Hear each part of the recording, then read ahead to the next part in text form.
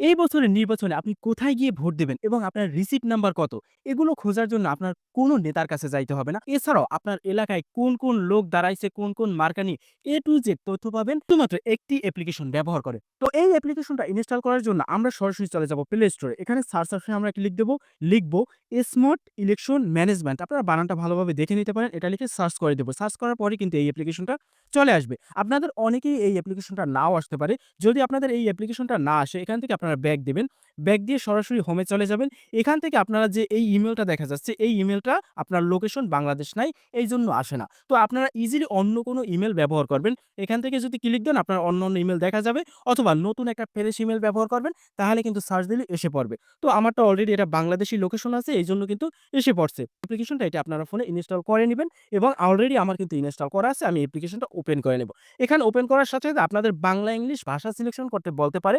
তো আপনারা ইংলিশ হইলে ইংলিশ সিলেকশন করে দেবেন এবং বাংলা হইলে বাংলা সিলেকশন করে দেবেন। তো ১ম এ আমরা আমাদের ভোটার আইডি কার্ড নাম্বার দিয়ে চেক করব আমার ভোটারটা কোথায় পড়ছে এবং লোকেশনটা কোথায়। তারপর আমরা অন্য কিছু অবশ্যই দেখব। পুরো ভিডিওটা অবশ্যই কন্টিনিউ করবেন।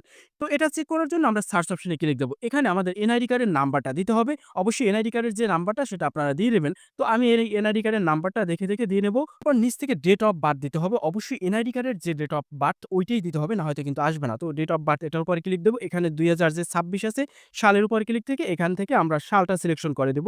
২০০০ কত সালে জন্ম। তো সালটা সিলেকশন করার পর এখন আমাদের মাসটা সিলেকশন করতে হবে। তো আমরা যদি অ্যারো বাটনে ক্লিক দেই তাহলে কিন্তু এখান থেকে মাসটা চলে আসবে। তো আমার ভোটার আইডি কার্ডের যে মাস জন্ম তারিখের সেই মাসটা নিয়ে আসলাম। তারপর এখান থেকে কত তারিখ জন্ম সেটা লিখতে হবে। তো এখানে আমার এই যে ভোটার আইডি কার্ডটা এটা হচ্ছে ২৫ তারিখ জন্ম। এটা সিলেকশন করে ওকে দিয়ে দেব। তারপর সার্চ অপশনে ক্লিক দেব। এটাতে কিন্তু সার্চ হয়। এখানে দেখুন আছে ইউর ভোটার নাম্বার। এখানে কিন্তু ভোটার নাম্বারটা দিয়ে দিয়েছে এবং আমার যে সিরিয়াল নাম্বার কত সেটাও কিন্তু দিয়ে দিয়েছে। ৩২৬ নাম্বার সিরিয়াল। তো এখন কিন্তু আমাদের কারো কাছে যাইতে হবে না। মজার ব্যাপার হচ্ছে এখানে কিন্তু আমার সেন্টারটা কোথায় সেটাও কিন্তু লিখে দিয়েছে। এই স্কুলে গিয়ে আমি ভোট দিতে পারবো এবং লোকেশন দিয়ে দিয়েছে নিচে কিন্তু ছবিও দিয়ে দিয়েছে যে সেন্টারে আমার এই ভোটটা দিতে হবে। A to Z তথ্য কিন্তু দিয়ে দিয়েছে। এভাবে কিন্তু আপনারা ইজিলি চাইলে আপনারা কোথায় voter serial number A to Z দেখতে পারেন। এখন কথা হচ্ছে আপনার এলাকায় কে দাঁড়াইছে এবং কাকে ভোট দিবেন সেটা কিন্তু আগেই সিদ্ধান্ত করে নিতে পারেন। আপনারা অনেকেই জানেন না আপনার এলাকায় কে দাঁড়াইছে এবং তার নামও জানেন না। তো সেটা চেক করতে পারবেন। সেটা চেক করার জন্য ১ম এ আপনারা চলে যাবেন ইলেকশন ডিটেইলস এ। তো এখান থেকে আপনার এলাকা সিলেকশন করতে হবে। তো আমার এলাকা হচ্ছে বরিশাল। তো এখান থেকে আবার নিচে চলে যাব। এখানে আমার এলাকা বরিশাল ৫। এইজন্য বরিশাল ৫ এর যে সামনে ডিটেইলস আছে এটার উপরে ক্লিক দেব। এখানে ক্লিক দেওয়ার সাথে এখানে কিন্তু উপরে টোটাল ভোটার সংখ্যা কত বরিশাল ৫ আসনের সেটা কিন্তু দেখা যাচ্ছে মহিলা ভোটার এবং পুরুষ ভোটার A to Z দেওয়া আছে এবং এখানে কয়জন ক্যান্ডিডেট দাঁড়াইছে ৯ জন টোটাল এটাও কিন্তু দেওয়া আছে। টোটাল সেন্টার হইছে ১৭৫ টা। A to Z তথ্য দেওয়া আছে। এখন এখান থেকে কারা দাঁড়াইছে যেমন নাঙ্গল মার্কায় এই লোকটা দাঁড়াইছে, আম মার্কায় দাঁড়াইছে, তারপর ধানের শীষ, পাখা মার্কায়। তো এখন আমি পাখা মার্কাটা চেক করব যে পাখা মার্কায় লোকটা কে এটা আমি চিনি না। এজন্য সেভ ডিটেইলস এটার উপরে ক্লিক দেব। দেখুন ছবিসহ, নামসহ ডিটেইলস সবকিছু আইসা পড়ছে এখানে।